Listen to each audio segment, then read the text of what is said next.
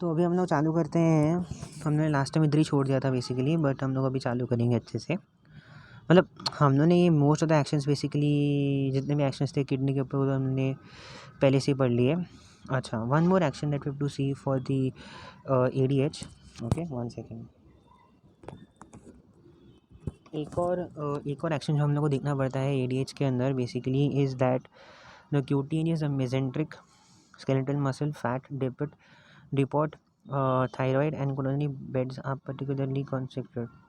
Prolonged exposure to AVP causes vascular smooth muscle hypertrophy. So what happens is, देखो क्या हो रहा है कि द क्यूटेनियस जो मतलब जो हमारा क्यूटेनियस ब्लड बेसिकली हमारा जो स्किन है, हमारा जो क्यूटेनियस बेड है, जो हमारे मेसेंट्रिक मतलब हमारे इंटेस्टाइन रिलेटेड जो मसल्स हैं, स्केलेटल मसल्स, फैट डिपॉट जो हमारा है ऑलरेडी हमारे बॉडी में प्रेजेंट है, थायराइड, कोरोनरी बेड्स, ये सारे जो हैं ये सारे पर्टिकुलरली कंस्ट्रिक्ट हो जाते हैं and they get constricted basically. And next thing that we're going to see is if you're going to prolong the exposure of AVP मतलब क्या आपका ADP, that's nothing but ADH. The prolonged exposure to ADH causes vascular smooth muscle hypertrophy. तो vascular smooth muscle hypertrophy का मतलब ये होता है कि जो स्मूथ मसल है उसका साइज़ में बढ़ जाना। So that is the meaning of vascular smooth muscle hypertrophy. ठीक है। Other action that we see is smooth muscle, most western smooth muscles contract, gut is increase peristalsis. Okay, तो ये तो मेरे को देखने वाला है कि भाई वैस्कुलर स्मूथ मसल हाइपरट्रॉफी तो चलो हो ही रही है प्रोलॉन्ग एक्सपोजर से।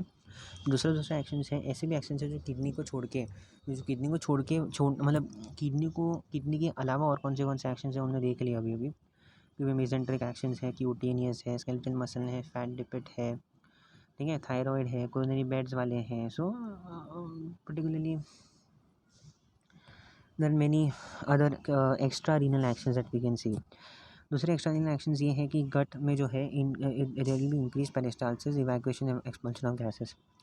तो बेसिकली बावल मूवमेंट्स होंगे बेसिकली जो भी बंदा ये ऐसे मतलब जो भी ADH का एक्शन होता है कभी भी, तो एक दिखा जाता है कि बेसिकली बावल मूवमेंट्स जो है अच्छे खासे हो जाती है, यूट्रस जो होता है कंस्ट्रक्ट हो जाता है। हालांकि यूट्रस तो हमारे पास नहीं है, लड़कों के पास नहीं है। CNS जो रहता है area not penetrate BBB। Very very important thing that to see here that ADH जो होता है वो BBB पेनिट्रेट नहीं कर पाता। One more thing that we gonna see is liver में, ऑफकोर्स लिवर में तो ऐड करता है, जिससे हमने देखा था V1 एंड V2 रिसेप्टर्स। तो जो V1 था वो हेपेटोसाइट्स में प्रेजेंट था, तो ऑफकोर्स ग्लाइकोजिनोलाइसिस तो वो करेगा ही। तो लीवर में तो उसका ग्लाइकोजिनोलाइसिस होने ही वाला है। ओके, ग्लाइकोजिनोलाइसिस मतलब ग्लाइकोजन सिंथेसिस। तो गट का एक अपने देख लिया, CNS देख लिया, यूट्रस देख लिया, अदर एक्शंस देख लिया, क्यूटनेस पेशेंट्रिक वेसल्स जो मसल्स रहेंगे वो कॉन्स्ट्रिक्ट हो जाएंगे, वो तो हमने देखा। फार्माकोकाइनेटिक्स अगर हम देखें तो ये ओरली इनएक्टिव है बिकॉज डिस्ट्रॉयड बाय ट्रिप्सिन। तो ट्रिप्सिन बेसिकली आ जाता है एंड इट्स अ प्रोटीन। तो ट्रिप्सिन बेसिकली क्या करता है कि इसको ओरली इनएक्टिव बना देता है। ओरली अगर नहीं तो इसको मेटाबोलाइज कर देगा ये ADH को। दैट इज़ हम लोग ADH तो ओरली नहीं सकते। मेटाबॉलिज्म तो ऑफकोर्स किडनी में लिवर में होगा, एक्सक्रीशन तो चलो किडनी में होगा। अगर मुझे इसके एनालॉग्स देखने हैं तो कौन से एनालॉग्स है मेरे पास, लाइप्रेसिन है, टर्लीप्रेसिन है, डेस्मोप्रेसिन है। So what are the 3 analogues that I have, lypressin, terlipressin and desmopressin. Lypressin is 8 lysine analogues, acts on both receptor, long duration of action. तो एक्ट्स ऑन बोथ रिसेप्टर मतलब V1 V2 दोनों पे add करता है। तो it's an ADH analogue, ठीक है ना। ADH that is anti diuretic hormone का ये एक एनालॉग है which is acting both on V1 and V2 receptors. Terlipressin जो है वो सिंथेटिक प्रोड्रग है बेसिकली, मेनली उसमें bleeding oesophageal varices. Bleeding oesophageal varices मतलब कि ब्लीडिंग को स्टॉप करना, ब्लीडिंग हो रही है इसोफेगस के वहाँ से।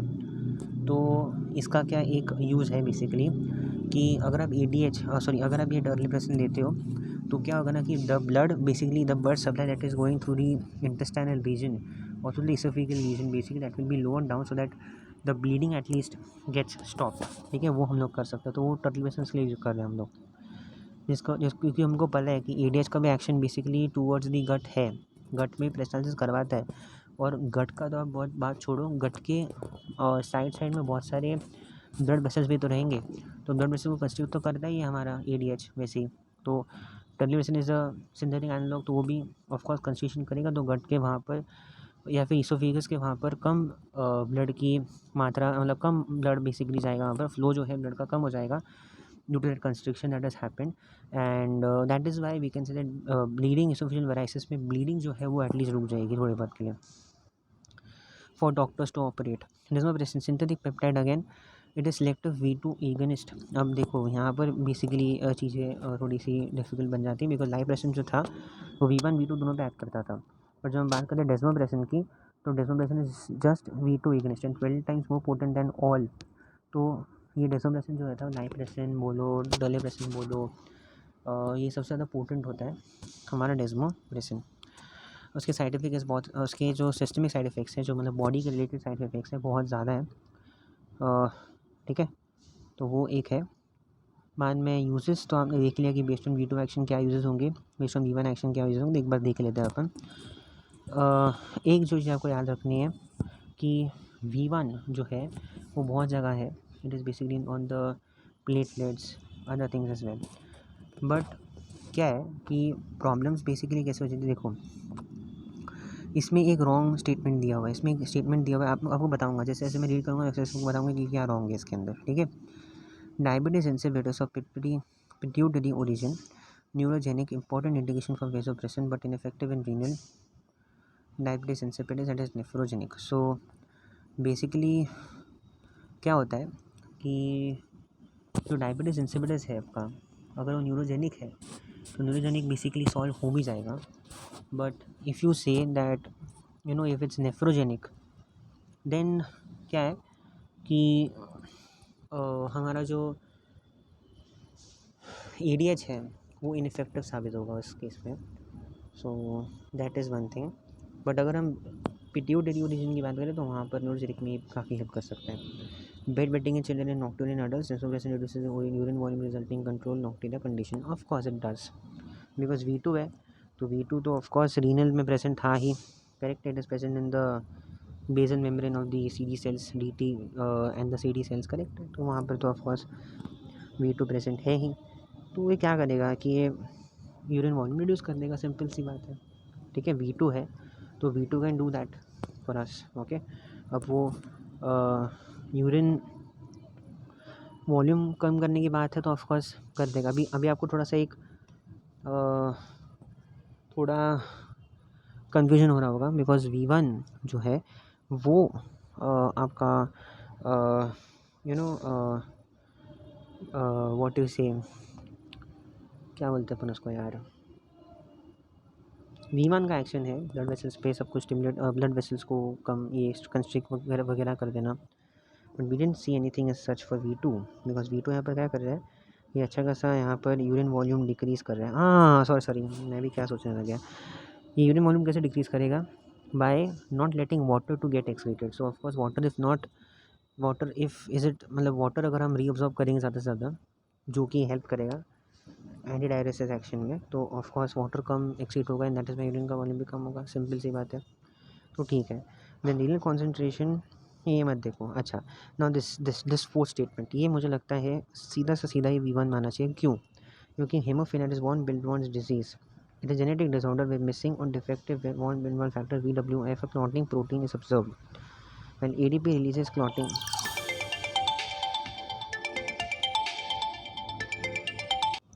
ठीक है, तो ये उन्होंने बोला है कि ये वॉन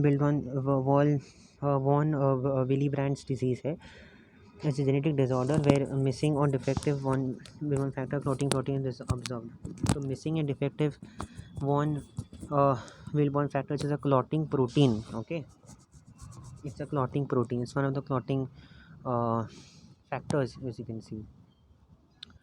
तो while ADP releases clotting factor, okay, तो ADP क्या करता है ना कि ये मतलब अपना एंटी डायरेटिक हार्मोन जो भी है हमारा एंटी डायरेटिक हार्मोन वासोप्रेसिन, ये क्या करता है, ये it helps in releasing this factor, okay. तो पहले मुझे लगता था ये V1 में आना चाहिए, बिकॉज V1 का हाँ मतलब V1 के एक्शन में आना चाहिए था ये यूज़, बट नहीं, ये ऊपर ही आएगा, V2 में हम जा सकते हैं। ठीक है, based on V1 action, then bleeding associated varices, again I said, ये तो मैं पहले आपको एक्सप्लेन कर चुका हूँ, bleeding associated varices before abdominal radiography, हाँ, lypressin use to drive out gases from bubble facilitated easy abdominal radiography. अब हमने यहाँ पर ये थिंग की तरफ पढ़ा था अपन ने, हमने पढ़ा था under extra renal actions of ADP, anti diuretic hormone, जहाँ पर वो दिख रहा था कि बावल क्लियरेंस बहुत अच्छे से हो रहा है, पेरिस्टालसिस हो रही है, गैसेस निकल रहे हैं बाहर। अगर आपको चाहिए तो आप इधर देख सकते हो, जस्ट सी योर, ये देखो, gut increase peristalsis, evacuation, expansion of gases, see correct है। तो लाइव प्रेशन को मैं उसकी चीज़ के लिए यूज कर सकता हूँ, ठीक है। चलो एडवर्स इफेक्ट्स देखते हैं। विजोप्रेसिन, लाइव प्रेशन और terlipressin are non selective derivative, so shows more side effects as compare to desmopressin, correct है। तो ऑफकोर्स नॉन सेलेक्टिव डेरिवेटिव है, तो सही बात है कि वो साइड इफेक्ट ज़्यादा दिखाएंगे, सिस्टमिक साइड इफेक्ट्स खास ज़्यादा दिखेंगे इसका कम्पेयर टू डेस्मोप्रेसिन। डेस्मोप्रेसिन तो अच्छा खासा V2 एगनिस्ट है, तो ऑफकोर्स उसके अंदर प्रॉब्लम नहीं होनी चाहिए, and it is 12 times more potent. Transient headache and flushing common, okay. So transient headache and flushing, flushing मतलब ब्लड का ज़्यादा से ज़्यादा उस एरिया में जाना, उसको बोलेंगे हम फ्लशिंग। इट्स अ कॉमन, ये आपको याद रखनी पड़ेगी adverse effects. Then nasal irritation, congestion, rhinitis, ulceration and epistaxis, that is nose bleeding. तो ये सब देखने को मिल जाता है अच्छा खासा अपने को। Then belching, okay, belching is वो, अभी मेरे को बेल्चिंग का एग्जैक्ट पता नहीं है एग्जैक्ट मतलब क्या होता है बेल्चिंग, मतलब something related to your gut only, if I'm not wrong, okay। nausea, abdominal cramps, urge to defecate, backache in females, uterine contraction, correct। uterine contraction की वजह से बैक एक हो सकता है, and fluid retention, actually uterine contraction की वजह से ना, this is the main reason women's during menstruation cycles get pains in their abdomen and all those stuff, तो वो uterine contraction की वजह से ही होता है। menstrual cycle के अंदर uterine contractions होते हैं ना, तो वो नीडियस also causes bradycardia, increase cardiac afterload. Cardiac afterload का मतलब ये होगा कि जो आपका now the heart has to pump या और has to basically apply more pressure in order to overcome the pressure and to send the blood to the entire body, so that's cardiac afterload। तो वो बढ़ गया है। इसका मतलब ये है कि या तो हार्ट के अंदर ज़्यादा ब्लड है इसलिए हार्ट को ज़्यादा प्रेशर अप्लाई करने की ज़रूरत पड़ती है, या फिर इसका एक और रीज़न ये हो सकता है कि हार्ट के जो वैल्व्स हैं अंदर, जो हमारा एओर्टा है, एओर्टा जो हमारी एक आर्टरी है, तो उसके अंदर जो प्रेशर जनरेट हुआ है, जो ब्लड का प्रेशर है, या फिर मैं ऐसे ही बोलूँ सिर्फ प्रेशर, तो उस वैल्व्स को खोलने के लिए, एओर्टा के वैल्व्स को खोलने के लिए ज़्यादा प्रेशर की ज़रूरत पड़ती है, because of the blood pressure that is there, और because of the total peripheral resistance that is increased, ठीक है। इसलिए ज़्यादा प्रेशर लगाने की ज़रूरत पड़ जाती है, that is Y cardiac afterload increases, that is bradycardia, okay. हाँ, इंक्रीज कार्डियक आफ्टरलोड वो तो चलो ठीक है, वो तो हम लोग समझ में आ गया है। You increase cardiac afterload because blood is not getting evacuated faster, or blood is basically getting accumulated in the ventricles of specific। जितना ज़्यादा ब्लड आपका एंड ऑफ द साइकिल में रहेगा, उतना ज़्यादा ब्लड, उतना ज़्यादा फिर हार्ट को ज़्यादा कोशिश करनी पड़ेगी उस ब्लड को टू द बॉडी भेजने के लिए, ठीक है। सो वो एक प्रॉब्लम है। तो bradycardia and increase in cardiac afterload are two same things. Bradycardia मतलब क्या है कि बेसिकली आपका हार्ट रेट जो है वो कम हो जाना। Precipitate angina by constricting coronary vessels, okay. So it's going to precipitate angina, मतलब इट इज़ गोइंग टू क्या बोलते हैं अपन उसको, it is going to it is going to cause angina by constricting coronary vessels, okay। Contraindications patients with ischaemic heart disease, again ischaemic heart disease of course common है। Ischaemic heart disease में आपको पता है कि जो बंदे का heart है उसके अंदर इस्कीमिया होइल, उसके अंदर ऑलरेडी यू नो वो उसके हार्ट के जो वॉल्स हैं वो ऑलरेडी इस्कीमिक है, and they not having proper strength to basically force out the blood outside the heart to the entire body.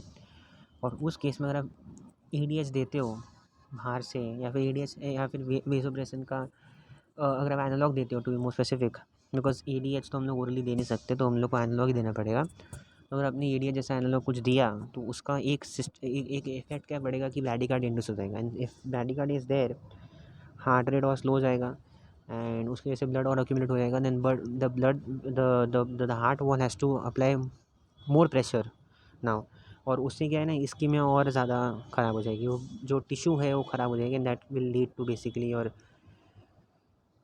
माइक्रोल infection. Correct है। देन और दूसरी क्या है यहाँ पर, हाइपरटेंशन, ठीक है, उसमें देना नहीं चाहिए।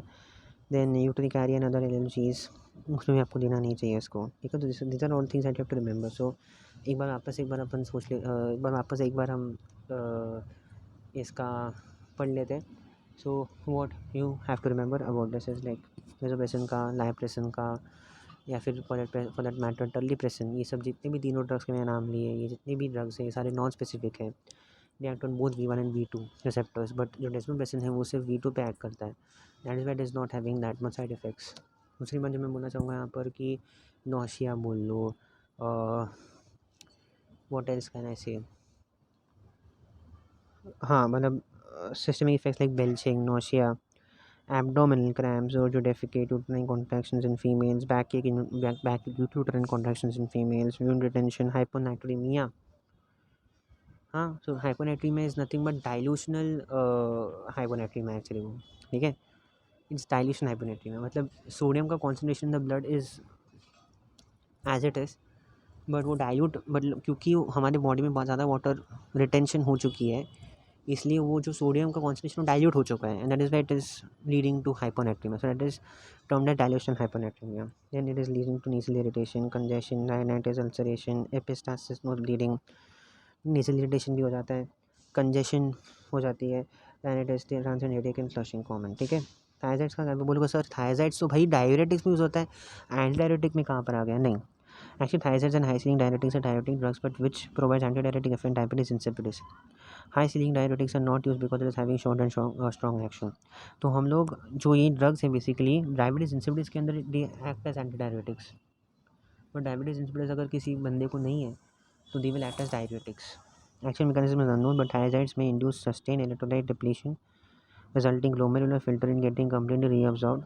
Okay, continuous electrolyte loss causes decreased plasma osmolarity, antidiuretic action. So basically क्या हो रहा है ना कि प्रॉब्लम यहाँ पर एक्चुअली में हुई ये है कि अब आप वापस अगर देखो, सी बट थायराइड्स में induce sustained electrolyte depletion. Thyroid का जो एक्शन है ना, सोडियम को निकालते रहना, वाटर को यहाँ पर से निकालते रहना, वो तो करते रहेगा वो, ठीक है। अब सस्टेन की वजह से क्या हो जाएगा, बॉडी सोचेगी कि भाई इतना सा इलेक्ट्रोलाइट लॉस हो चुका है, so body now will not listen to thyroid, it will lead to thyroid resistance, and what will happen, it will result in glomerular filtrate getting completely reabsorbed। okay, urine बहुत कम form होगा, and controls electrolyte loss causes decrease plasma osmolarity, anti diuretic action. समझ में आ रहा है। तो हमने ना उसकी ताकत को ही, या फिर मैं बोल सकता हूँ हमको एंटी डायरेसिस चाहिए, बराबर। तो हमने साम दाम दंड भेद यूज़ कर लिया है कि भाई थायराइड जिसका डायरेटिक एक्शन है उसी का आप रेजिस्टेंस इंड्यूस कर दो बॉडी के अंदर, तो क्या है, बॉडी समझ जाएगी कि बंदा थायराइड यूज़ कर रहा है बाहर से, the patient is trying to excrete as much as water that he can, और एक तरफा फिर रेजिस्टेंस हो जाता है, फिर बोलेगा बॉडी बस अब मैं थायराइड को सुनूंगा नहीं, बिकॉज इसके चक्कर इसका सुन के मैंने सारा इलेक्ट्रोलाइट अपना डिप्लीट करवा दिया, अपना वाटर डिप्लीट करवा दिया, अपना घर बार सारा लुटवा दिया, ठीक है। अब मैं इसको लूटने नहीं दूंगा, तो रेजिस्टेंस डेवलप हो चुकी, तो मैंने इसकी ताकत को ही अपनी ताकत बना ली, एग्जैक्टली, ठीक है। These are all the drugs that we have. We have finished everything, as the derivatives, adverse effects, EDH, everything we have finished. Next chapter that we'll be starting with is calcium channel blocker, that will be coming in the next subsequent video. Thank you.